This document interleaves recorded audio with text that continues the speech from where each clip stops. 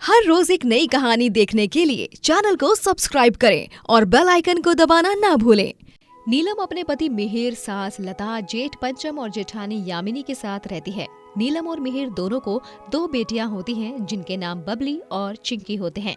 नीलम की जेठानी और सास उसे पसंद नहीं करते थे क्योंकि वो गरीब घराने से होती है और ऊपर से उसे 2 बेटियां होती हैं। यामिनी और पंचम को एक बेटा होता है जिसका नाम वंश होता है, इसीलिए सास लता बस अपने पोते को ही प्यार देती रहती है। ये लीजिए माँ जी, आपके लिए ये अलग से कम तीखी सब्जी बनाई है। आपका पेट हाल ही में ठीक हुआ है, फिर से कोई तकलीफ ना हो इसलिए। हाँ ठीक है नीलम बहू। अच्छा सुन, खाना परोसने के बाद तू खाना मत खाना, पहले जाकर आंगन में सफाई कर दे। मैं और यामिनी आज शाम को आंगन में बैठकर चाय पियेंगे और आंगन में काफी गंदगी हो चुकी है इसीलिए। लेकिन माँ, नीलम ने काम के चक्कर में सुबह नाश्ता भी नहीं किया है। उसे अभी दोपहर का खाना खाने दीजिए ना, उसके बाद वो काम कर लेगी। अरे तू चुप रह मिहिर, ये मेरी बहू है और मैं इसकी सास हूँ, इसीलिए तू हम दोनों के बीच में मत बोल। लेकिन माँ, मिहिर गलत क्या कह रहा है? यामिनी, तुम आंगन की सफाई कर लो, बेचारी नीलम भूखी है सुबह से। पंचम, तुम्हें नीलम की चिंता करने की कोई जरूरत नहीं है, समझे तुम? यामिनी और लता नीलम से काम कराते हैं और उसके बाद वो खाना खाती है। फिर एक दिन, ये लो वंश, आपके लिए टॉफी लाई हूँ मैं बाजार से।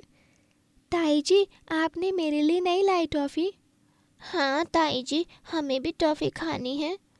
ओ कलमुइयो, हटो यहाँ से, आई बड़ी। हमें भी टॉफी खानी है, तुम्हें कुछ नहीं मिलने वाला है, इसीलिए जाओ यहाँ से, नालायक कहीं की। यामिनी बबली और चिंकी को धक्का मारकर पीछे करती है, जिस कारण वो दोनों फर्श पर गिर जाती हैं और उनके सर में चोट आती है। चिंकी, बबली मेरी बच्ची, हे भगवान। यामिनी भाभी, ये कोई तरीका है बच्चों के साथ पेश आने का? आपने बहुत गलत किया है ये। अरे जाओ जाओ, ज्यादा मुंह मत चलाओ। थोड़े दिनों बाद अचानक से एक रात मिहिर को हार्ट अटैक आता है और वो मर जाता है, जिसके बाद लता और यामिनी नीलम, बबली और चिंकी का सारा सामान घर के बाहर फेंक देते हैं और उन तीनों को भी घर के बाहर निकाल देते हैं। आप दोनों ऐसा क्यों कर रही हो? माँ जी, भाभी, मैं कहाँ जाऊंगी अपनी बच्चियों को लेकर इतनी ठंड में? जेठ जी, हमारे साथ ये अन्याय मत होने दीजिए जेठ जी। यामिनी, माँ, आप दोनों इतनी बेरहम कैसे हो सकती हो? तू चुप कर पंचम, तूने अगर इस नीलम की साइड से बात की ना तो मुझसे बुरा कोई नहीं होगा। और हाँ, एक बात कान खोलकर सुन ले, और अगर इस नीलम को बाहर के बाहर मदद की ना तो तुझे मेरा मरा हुआ मुंह दिखेगा, समझा? माँ, ये क्या बकवास कर रही हो आप? बकवास नहीं, ये बिल्कुल सही है। अरे कौन पालेगा इस नीलम की ये पनौती बेटियों को? बेटे होते तो हम शान और खुशी से पालते, लेकिन बेटियों का क्या है, बेटियां तो होती ही है पनौती। भूलिए मत भाभी कि आप भी किसी की बेटी हो, और एक बेटी कभी पनौती नहीं होती, वो तो घर की लक्ष्मी होती है। उसके पैरों में स्वर्ग होता है, उसकी खुशी से ही घर में रौनक होती है। अरे चलो फुटो यहाँ से, बहुत दे दिया ज्ञान तुमने, अब मुझे तुम्हारी एक बात भी नहीं सुननी है। बेचारी नीलम अपनी दोनों बेटियों को लेकर यहाँ से वहाँ दर दर भटकने लगती है। रात होते ही ठंड बहुत बढ़ जाती है और बबली और चिंकी दोनों को काफी ठंड लगने लगती है। माँ, बहुत ठंड लग रही है माँ, हमें कंबल चाहिए। हाँ माँ, मुझे तो ये ठंड बर्दाश्त नहीं हो रही है। बस बच्चों, आज की रात की ये बात है, कल मैं किसी भी हाल में रहने की व्यवस्था कर लूंगी कहीं पर। उस रात तो नीलम अपने दोनों बच्चों पर साड़ी के पल्लू डालकर उन्हें सुला देती है और खुद ठंड में रात भर कांपती रहती है। सुबह होने पर वो उन दोनों को लेकर काम ढूंढने निकल पड़ती है, लेकिन सुबह से शाम तक काम ढूंढने पर भी उसे कहीं काम नहीं मिलता। हे भगवान, मेरी दोनों बच्चियां भूखी हैं, कुछ तो कीजिए। मैं भूखी रह लूंगी, लेकिन मेरी बेटियों के लिए कहाँ से लाऊं मैं खाना? तभी वहां पर नीलम को एक ढाबा दिखाई देता है जिसके मालिक का नाम राजू होता है। नीलम राजू से जाकर कहती है, काका जी, कुछ खाने को दे सकते हो क्या आप? मेरी बेटियां कल से भूखी हैं। नहीं नहीं, चलो दफा हो जाओ यहाँ से, यहाँ कुछ नहीं मिलेगा तुम लोगों को। काका जी, आप चाहो तो मैं आपके ढाबे पर खाना भी बना सकती हूँ, मेरे हाथ का खाना बहुतों को पसंद आता है। क्या? ठीक है, तुम आज रात तक बनाओ खाना, मैं देखता हूँ ग्राहक क्या बोलते हैं। लेकिन हाँ, मैं तुम्हें आज रात तक काम करने की कोई पैसे नहीं दूंगा, बस तुम्हारी परीक्षा लेने के लिए मैं ये करूंगा। और हाँ, तुम्हारी बेटियों को खाना दूंगा मैं। अरे वाह, ठीक है काका जी, कोई बात नहीं, आप मुझे कुछ मत दीजिए आज के लिए, लेकिन मेरी बेटियों को खाना दे दीजिए। आपका बहुत बहुत धन्यवाद मुझे आपके ढाबे पर खाना बनाने देने का अवसर देने के लिए। बबली और चिंकी उस ढाबे में खाना खाती हैं और नीलम उस ढाबे में जाकर खाना बनाने लगती है। नीलम के हाथ का बना खाना खाकर सभी ग्राहक उसकी खूब तारीफ करने लगते हैं। अरे वाह, क्या बात है, इतने स्वादिष्ट छोले कुलचे तो कहीं नहीं मिलते। क्या बनाए हैं तुमने भाई? मैं तो ये पनीर भुर्जी एक और बार खाऊंगा, भाई बहुत बढ़िया खाना बनाया है। जी धन्यवाद। रात को जब ढाबा बंद करने का समय होता है तभी, काका जी, सभी ग्राहकों को मेरे हाथ का सारा खाना पसंद आया। अब क्या मैं आपके ढाबे पर काम करने लायक हूँ? हाँ, तुम कल सुबह से मेरे ढाबे पर आकर खाना बनाया करना। ठीक है काका जी, आपका बहुत बहुत धन्यवाद। अगले दिन से नीलम राजू के ढाबे पर काम करने लगती है। नीलम के जीवन में सब कुछ अब ठीक होने लगता है। वो 1 महीने में ही किराए के मकान में रहने लगती है, लेकिन थोड़े दिनों बाद ढाबे पर उसकी मुलाकात एक आदमी से होती है जिसका नाम सुरेश होता है। सुरेश एक नेक आदमी रहता है और उसका गांव में ही अच्छा खासा बिजनेस होता है। सुरेश यूं ही ढाबे पर आता जाता रहता और इस बीच नीलम और सुरेश को एक दूसरे से प्यार हो जाता है। नीलम अपने जीवन में फिर से किसी आदमी को लाने के लिए बहुत घबराती है, लेकिन वक्त के साथ उसकी और सुरेश की शादी हो जाती है और शादी के बाद नीलम अपना खुद का ढाबा खोलती है। नीलम, अब तुम खुद के ढाबे में खाना बनाकर अपने रेस्टोरेंट को खोलने के सपने को साकार करना। हाँ सुरेश जी, धन्यवाद मुझे और मेरी बेटियों की जिंदगी में फिर से खुशियां लाने के लिए।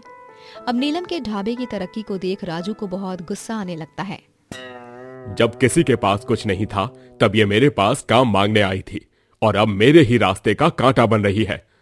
नहीं, मैं इसके ढाबे को बर्बाद करके रहूंगा। जलकुकड़ा राजू रात के समय नीलम के ढाबे में घुसकर हर एक सामान में जहर मिलाने लगता है। तभी वहाँ पर कुछ चूहे उसके पैर पर काटते हैं और वो चिल्लाने लगता है, जिसकी आवाज से आसपास के लोग उठ जाते हैं और राजू को रातों रात ढाबे के सामान में जहर मिलाने के जुर्म में गिरफ्तार किया जाता है। काका जी, आपसे ये उम्मीद नहीं थी। मेरे जीवन में हो रही तरक्की को देखकर आपको खुशी महसूस होनी चाहिए थी, आपको मुझ पर गर्व महसूस होना चाहिए था, लेकिन नहीं, आपने बहुत गलत किया है मेरे साथ। इंस्पेक्टर साहब, इन्हें कड़ी से कड़ी सजा देना। उस दिन के बाद नीलम अपने काम पर काफी अच्छे से ध्यान देने लगती है और कुछ सालों के परिश्रम के बाद वो अपना बड़ा रेस्टोरेंट खोलती है और जिंदगी में बहुत आगे जाती है। 14 साल का चीरू अपने माता पिता रमेश और वंदना के साथ रहता है। उसके माता पिता मजदूरी करके अपना और अपने बेटे का पेट पालते हैं। रमेश एक मजदूर होकर भी कड़ी मेहनत से पैसे कमाकर अपने बेटे को गांव की सबसे बड़ी स्कूल में भेजता है। चीरू पढ़ाई में बहुत माहिर होता है और साथ ही गणेश जी का सच्चा भक्त भी होता है। गणपति बप्पा मोरया। आज मेरी परीक्षा है गणेश जी, बस आप मेरे साथ रहिए और सब कुछ संभाल लीजिए। धन्यवाद। चीरू, ये लो तुम्हारा पेपर। अच्छा बच्चों, सभी के पास 3 घंटे हैं। इन 3 घंटों में अपना पेपर खत्म करना है, ठीक है? Okay teacher. चीरू बहुत अच्छे से अपनी परीक्षा लिखता है और इस बार भी वही क्लास में पहला नंबर लाता है, जिससे उस क्लास में आने वाले सबसे अमीर लड़के शैंकी को जलन होती है। चीरू से खूब वो जलने लगता है। ये चीरू का बच्चा फिर से अव्वल नंबर से पास हो गया और यहाँ हम हैं जो पासिंग मार्क्स के लिए तड़प रहे हैं। शैंकी भाई, अगर ऐसा ही चलता रहा तो इस स्कूल में आपका राज कम और इस चिरकुट चीरू का राज ज्यादा हो जाएगा। हाँ शैंकी भाई, चीरू एक बहुत ही होशियार लड़का है। वो अच्छों को पीछे छोड़ देगा, फिर आप तो उसके सामने चींटी समान हो। नहीं, ऐसा कुछ नहीं होगा। शैंकी से आगे जाने वाला इस दुनिया में कोई माई का लाल पैदा ही नहीं हुआ। मैं इस चीरू को फाइनल एग्जाम में फेल करके ही रहूंगा, देखना तुम लोग। क्या? लेकिन कैसे? शैंकी जब सारी हदें भूल जाता है तब तबाही होकर ही रहती है। चीरू, अब तेरे बुरे दिन आने वाले हैं। दिन गुजरते जाते हैं और गुजरते वक्त के साथ चीरू अपनी पढ़ाई में अच्छे काम के कारण स्कूल में सभी का चहेता बन जाता है। हर कोई उसकी खूब प्रशंसा करता रहता है, जिससे शैंकी की जलन और बढ़ती जाती है। चीरू घर जाकर लालटेन के उजाले में पढ़ाई करता है। जब फाइनल एग्जाम आते हैं तब चीरू बेटा, ये ले, ये दूध पी ले, ताकि कमजोरी नहीं होगी। रात भर जाकर पढ़ रहा है मेरा बेटा, मेरा शाबाश बेटा। धन्यवाद माँ। चीरू बेटा, सच में हमें तुम पर बहुत बहुत बहुत गर्व महसूस होता है। इतने गरीब होने के कारण हम तो कभी पढ़ लिख नहीं पाए, लेकिन तुम हमारा नाम हमेशा रोशन करते ही रहते हो। चीरू बेटा, जल्दी से सो जाना, वरना कल परीक्षा लिखते समय नींद आएगी ना। नहीं माँ, मेरे गणेश जी है ना, वो मेरा साथ जरूर देंगे। वो हमेशा मेरी परछाई बनकर ही मेरा साथ रहते हैं। पागल लड़का, चल पढ़ाई कर। चीरू अगले दिन एग्जाम के लिए स्कूल जाता है और उससे पहले वो कैंटीन में जाकर वहाँ का फ्रूट चाट खाता है, क्योंकि स्कूल में वो मुफ्त में मिलता है। लेकिन उस फ्रूट चाट में शैंकी ने नींद की दवा मिलाई होती है।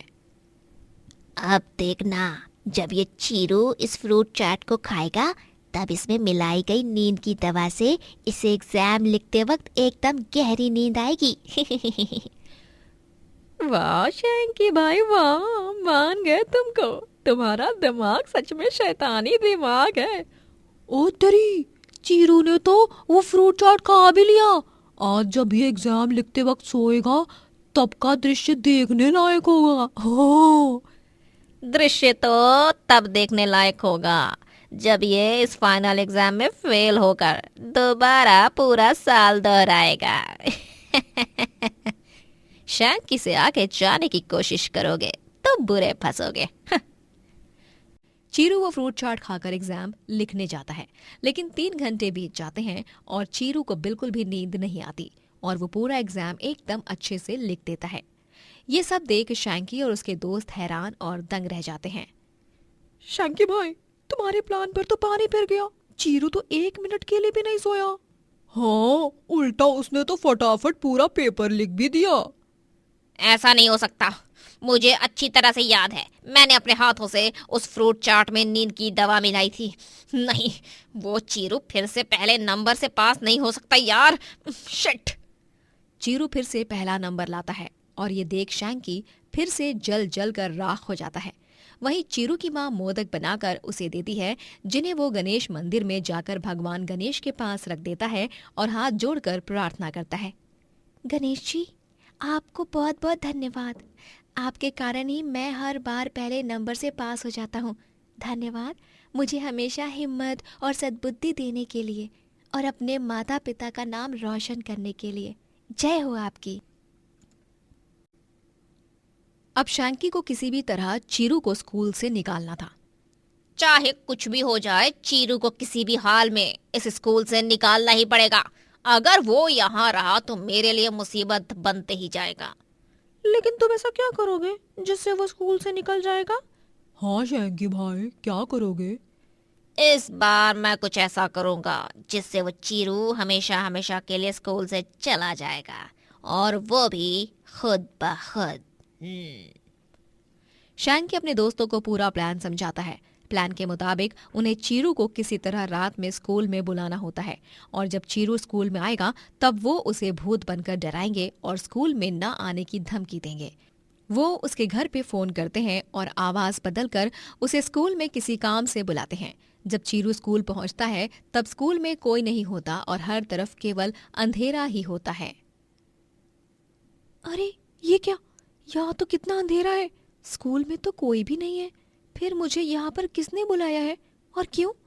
तभी शैंकी और उसके 2 दोस्त भूतिया आवाज में कहते हैं, तुझे हमने बुलाया है। हम इस स्कूल में रहने वाले भूत हैं। क्या? क्या? हाँ चीरू, तुझे हम आज नहीं छोड़ेंगे। तू इस स्कूल में आज के बाद नहीं आएगा। हो। और अगर तू आया तो हमसे बुरा और कहीं नहीं होगा। हम तुझे कहीं का नहीं छोड़ेंगे और अपने साथ ले जाएंगे। नहीं नहीं नहीं, मुझे जाने दो। शैंकी वहां पर भूत बनकर आता है और पीछे से गेट का दरवाजा बंद कर देता है। चीरू बहुत डर चुका था। वो मन ही मन गणेश जी को याद करता है। गणपति बप्पा मोरया, गणपति बप्पा मोरया। गणपति जी मुझे बचाइए, मेरी रक्षा कीजिए, मुझे बचाइए। चीरू की पुकार सुनकर वहां पर साक्षात गणेश जी अवतरित हो ही जाते हैं।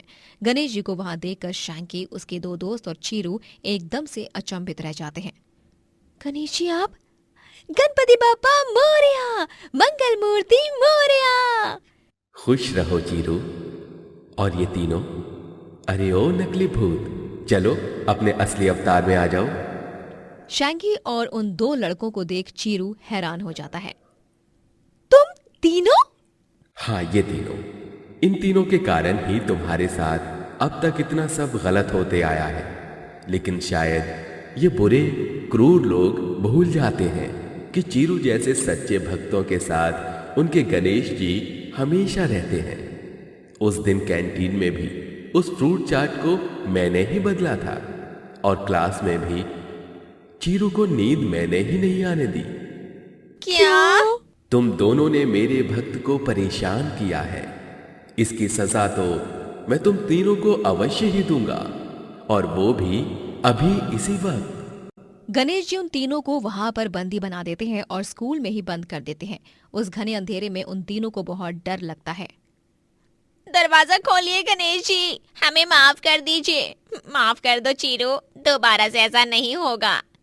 बचाओ, इस स्कूल में ढेर सारे चूहे हैं, वो हमें रात भर काट काट कर खा जाएंगे। हमें माफ कर दो, हमें यहाँ से बाहर निकालो। धन्यवाद गणेश जी, हमेशा मेरी रक्षा करने के लिए। नहीं चीरू, इसमें धन्यवाद क्यों? तुम तो मेरे सबसे छोटे, प्यारे और सच्चे भक्त हो। हमेशा खुश रहो और भूलना मत, मैं हमेशा तुम्हारे साथ हूँ। इतना कहकर गणेश जी वहां से अदृश्य हो जाते हैं और उस दिन के बाद से शैंकी और उसके दो दोस्त चीरू से डरने लगते हैं और उसके इर्द गिर्द भी नहीं मंडराते हैं। दोस्तों, अगर आपको ये कहानी पसंद आई तो लाइक करें, शेयर करें और कमेंट करके बताएं कि कहानी में आपको सबसे अच्छा क्या लगा।